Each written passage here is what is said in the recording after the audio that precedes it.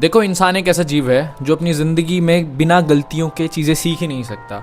अब वो चाहे आप हो, मैं हूँ या फिर अपने प्रधानमंत्री मोदी ही क्यों ना हो, बिना गलतियों के इंसान कुछ नहीं सीख सकता।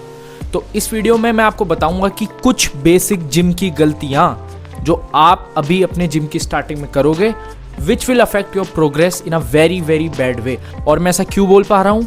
क्योंकि मैंने अपनी बॉडी को यहाँ से लेके यहाँ तक ट्रांसफॉर्म करा है इन 1.5 साल के अंदर। तो मेरे पास कुछ एक्सपीरियंस है कि मैं आपको बता सकूं कि जो गलतियां मैंने करी, जिन चीज़ों की वजह से मेरी बॉडी उस लेवल पे नहीं पहुंच पाई जहां पे मैं चाहता था, जो मैंने सोचा था, तो वो चीज़ों पे मैं आपको बताऊंगा, आपको गाइड करूंगा। तो नंबर 1 जो चीज़ आप समझते नहीं हैं वो है आपकी डाइट। देखो, डाइट पे आपको YouTube में बहुत सारी वीडियोस मिल जाएंगी, बहुत मतलब दुनिया भर की चीज़ें मिल जाएंगी, लेकिन मैं आपको एक स्पेसिफिक चीज़ समझाता हूँ थोड़े बहुत ढंग के तरीके से, ठीक है। कई लोग होते हैं वो जिम जाते हैं, उन्हें पता होता है कि मुझे कौन सी स्प्लिट करनी है, bro split, push pull legs, मतलब दुनिया भर के वर्कआउट देख लेंगे, लेकिन उनकी डाइट लेकिन उनकी डाइट ऑप्टिमल नहीं होती है। डाइट में आपको सबसे पहले तो मिनिमल फोकस करना है कि आप प्रोटीन अपना हिट करो ही करो। अगर प्रोटीन नहीं मिलेगा तो भाई मसल बिल्डिंग भूल जाओ, मत करो प्लीज, ठीक है। अगर आपने प्रोटीन को फिगर आउट कर लिया है तो यहाँ पे आपको रुकना नहीं है। आपको क्या बनना है? मॉन्स्टर बनना है, बीस्ट बनना है ना, सबसे बेस्ट वर्जन ऑफ योरसेल्फ बनना है। तो आपको अपने प्रोटीन पे ध्यान देना ही देना है। प्रोटीन तो चलो ठीक है, वो लोग ले लेते हैं, उस चीज़ पे बहुत बातें होती है, लेकिन प्रोटीन के साथ भी और भी कई सारी चीज़ें होती हैं जो आपकी बॉडी को बिल्ड करने में हेल्प करती हैं, जैसे फैट्स, मल्टीविटामिन्स, कार्बोहाइड्रेट्स, बहुत सारी चीज़ें। तो पहले आपको सबसे पहले आपका यही काम है कि आपको प्रोटीन फिगर आउट कर लेना है। अपनी बॉडी वेट का 2x प्रोटीन आपको लेना ही लेना है अगर आप जिम जाते हैं तो, और अगर आप ग्रोइंग फेस में हैं तो 2x से भी आप ज़्यादा ले सकते हैं। प्रोटीन ज़रूरी है, लेकिन कोई फैट्स की बात ही नहीं कर रहा, कोई कार्बोहाइड्रेट्स की बात ही नहीं कर रहा। क्यों भाई? ये फैट्स इतना ज़रूरी है ना। लोग सोचते हैं कि फैट बेकार है, बैड फैट बेकार है, ये है, लेकिन हेल्दी फैट्स आपके टेस्टोस्टेरोन प्रोडक्शन में डायरेक्टली हेल्प करता है। और ये मुझे बताने की भी ज़रूरत नहीं होनी चाहिए कि आपके टेस्टोस्टेरोन आपकी मसल बिल्डिंग में किस वे में इम्पैक्ट करता है, लाइक बेस है उस चीज़ का। तो लोग फैट में ध्यान देते ही नहीं है। और कार्बोहाइड्रेट्स, भाई कार्बोहाइड्रेट से ही तो आपकी बॉडी को एनर्जी मिलेगी। जिम जाके प्रोटीन तो ले लोगे 200-300 ग्राम, भले ही जितना ग्राम भी ले लो, लेकिन अगर वर्कआउट करने की एनर्जी ही नहीं होगी आपकी बॉडी में तो आप कैसे करोगे? तो आपको प्रॉपर अपना फैट्स, कार्बोहाइड्रेट्स और मल्टीविटामिन्स पे भी ध्यान देना है प्रोटीन के साथ ही साथ। और सेकेंड चीज़ जो बंदे मतलब इतना इग्नोर कर रहे हैं आज के टाइम पे, भाई पूछो मत। और ये जो चीज़ है ना, वो आपके लिए ब्रह्मास्त्र है, जो कि है आपकी स्लीप। देखो, इस चीज़ को एक बहुत ईजी वे में समझाता हूँ। आपकी बॉडी को मान लो साइकिल है, ठीक है। तो साइकिल को चलने के लिए बेसिकली 3 चीज़ें चाहिए होंगी, 2 टायर और बॉडी। अगर इन तीनों में से एक भी चीज़ उसमें प्रेजेंट नहीं होगी तो आपकी साइकिल नहीं चल पाएगी। तो इसको लेके चलो, जैसे बॉडी इज योर वर्कआउट, और जो उसके 2 टायर हैं जो उस बॉडी को सपोर्ट करेंगे वो है आपकी स्लीप और आपकी डाइट। अगर इन दोनों में से एक भी चीज़ नहीं चलेगी तो आपकी साइकिल चलना मुश्किल है। तो अपनी स्लीप को आपको प्रायोरिटाइज करना पड़ेगा।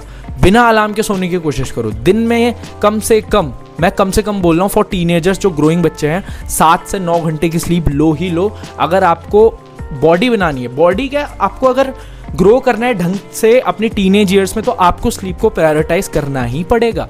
बिना स्लीप के आपकी बॉडी नहीं बनेगी, बिना स्लीप के आप उस लेवल पे परफॉर्म नहीं कर पाओगे। और स्लीप के बारे में मैं इतना क्यों बात कर रहा हूँ ये एक वीडियो में मैं नहीं बता पाऊंगा। तो स्लीप के ऊपर अगर आप लोगों को चाहिए तो मैं एक डेडिकेटेड वीडियो बना दूंगा कि आपको स्लीप कैसे अनलॉक कर सकते हो, स्लीप के फायदे, सब कुछ स्लीप को लेके आप पूरा क्लियर हो जाओगे, ठीक है। तो अब तीसरी चीज़ पे चलते हैं। तीसरी चीज़ है आपका बल्क मतलब मैं क्या कहना चाह रहा हूँ? देखो, अगर आप जिम की स्टार्टिंग कर रहे हो ना, और मुझे लगता है कि इंडिया में ज़्यादातर जो बच्चे होते हैं वो स्किनी ही होते हैं। ओबीस भी थे, मैं खुद ओबीस था, लेकिन जितने भी बच्चे रहे हैं मैंने देखे हैं वो ज़्यादातर स्किनी ही रहते हैं। तो उन लोगों को क्या ध्यान देना चाहिए? अगर एक स्किनी से लेके मीडियम बच्चा भी है तो उसको सबसे पहले तो भाई अपने एब्स निकालने पे ध्यान मत दो। 1 या 2 साल तक जिम में सिर्फ खाओ, दबा के खाओ, क्लीन खाओ, लेकिन दबा के खाओ। ज़्यादा से ज़्यादा मसल पुट ऑन करने की कोशिश करो। देखो, जब मैं जिम गया था ना, तो मैं अपने आप को ओबीस तो नहीं बोलूँगा, लेकिन मैं थोड़ा बहुत स्किनी फैट था। तो मैंने कोशिश करी कि मैं अपने आप थोड़े एब्स निकालूँ, ये देखो। तो इसीलिए मेरे को ज़्यादा बल्किंग पे तो ध्यान नहीं देना पड़ा। लेकिन अगर आप एक मीडियम बच्चे हो जिसका वेट मीडियम है और या आप स्किनी फैट हो, तो आपको कटिंग के बारे में सोचना ही नहीं है।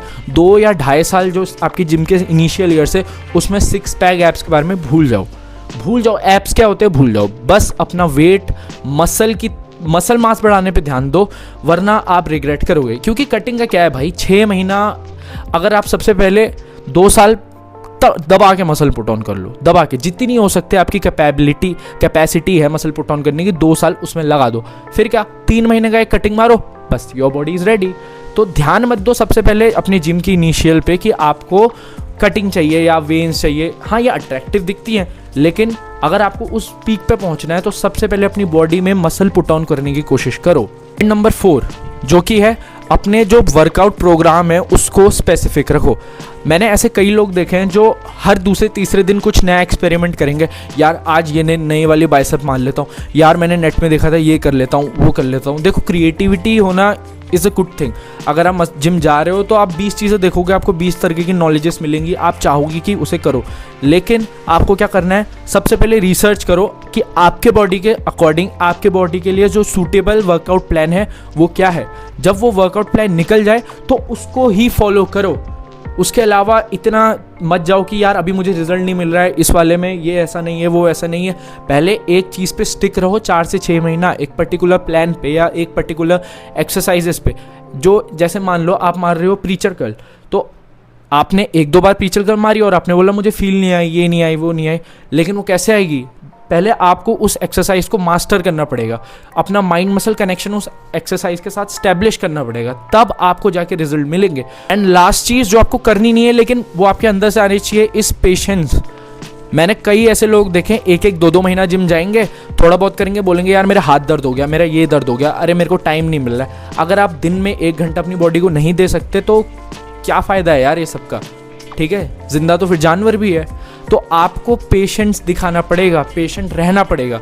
आप कोई एनाबॉलिक स्टीरॉइड साइकिल पे नहीं हो कि आपको 1 हफ्ते या 1 महीने में रिजल्ट दिख जाएंगे। नेचुरल बॉडी बिल्डिंग एक बहुत स्लो प्रोसेस है। ये चीज़ पेशेंस और बहुत सारी चीज़ों के सेक्रीफाइस करके बनती है। तो अगर आपको नेचुरली ग्रो करना है तो आपको पेशेंस दिखाना पड़ेगा, आपको पेशेंट रहना पड़ेगा। तो मैं खुद बताऊं अपना सीन, मैं अभी एक क्लीन बल्किंग साइकिल पे हूँ। मतलब मैं बल्क कर रहा हूँ लेकिन मैं बहुत क्लीन बल्क कर रहा हूँ। अगस्त में 2025 में मेरा वेट था 64 और अभी मेरा वेट है 68। मैंने इन 8 से 9 महीनों में सिर्फ 4 किलो गेन करा है, 4 किलो मसल मास।